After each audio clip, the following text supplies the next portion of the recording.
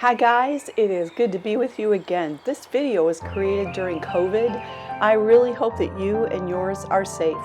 Today we're going to do a simple hydrangea bookmark, and my inspiration was the flowers that my husband bought me. So start off, and I have this little sheet of paper that I wanted small, tiny bookmarks. And I created circles that were wet just with water, and then I'm putting in a variation of colors that you would see in hydrangeas. I started with the lightest, which has like a horizon blue, cerulean blue in it. Then I put a touch of violet in there, and I just circle around while I'm adding these colors in. No thought to it, no pattern. And this is a very simple watercolor for you who don't even think you can paint. So give this a try.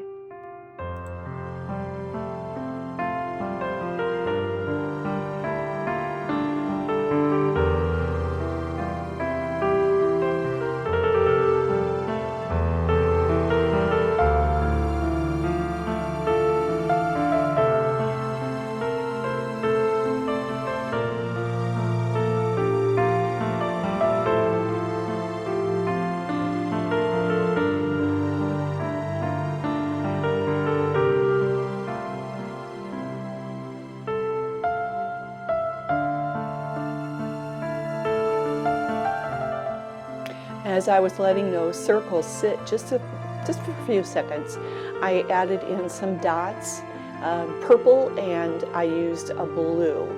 And it's almost like a violet blue that I used. Anyway, use what color you want to. Remember, you're just playing. And I sketched in just a little tiny stem of the flower. And now I'm going back in for my second layer. And if you've seen my videos, you know me. I tend to go light at first, and then I'll start to look and see where I want to add in the darker tones, and that's what I'm doing right now, just to identify some of the depth of the hydrangea and where I want those colors. I, again, was looking at cut flowers. My husband bought me some flowers during this COVID time. I was so thankful.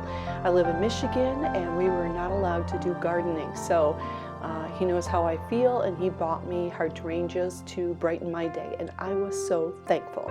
So anyway, I'm circling around and I'm adding color in and dabbing it. Obviously, these colors, these circles are wet, and as I put the color in it, it actually is spreading. I let this dry, and then as I move into the last few minutes of this video, I get out my micron pen and I'll add a little tiny bit of outlining to the hydrangea flower when I go to finish this up, a little bit on the stem, but these next few minutes you're just going to see me continuing to play and trying out different things. I've not painted hydrangea flowers much, so I'm playing, and that's what I would encourage you. This is such a small piece of paper, and it's easy for me to work with. This is a cold press 140-pound Arches paper. I list my paint supplies down below, and I will be sharing with you colors soon. I'll be putting in the paint colors that I use, and if I list a Holbein cerulean, you can use that blue color that I mentioned and the number, and you can match it up with another brand of paint. Do what you can that's affordable for watercolors.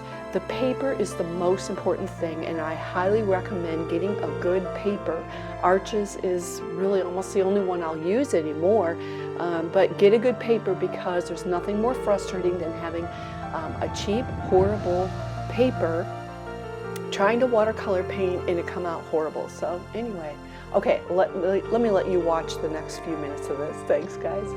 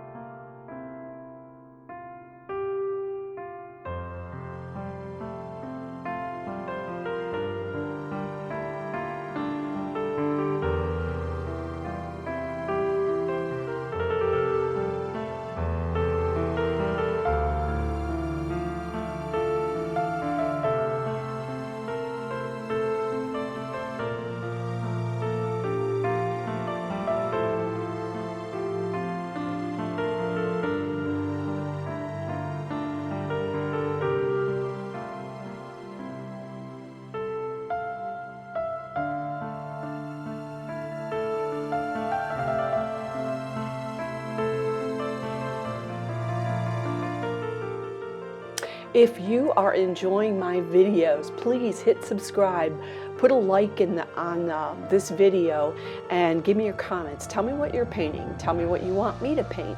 I would love to see your work. You probably would need to do that on Facebook or Instagram or Pinterest. And my name out there is Cindy Williams Moore Artist. And I have that name across the board on Patreon and Facebook and Instagram.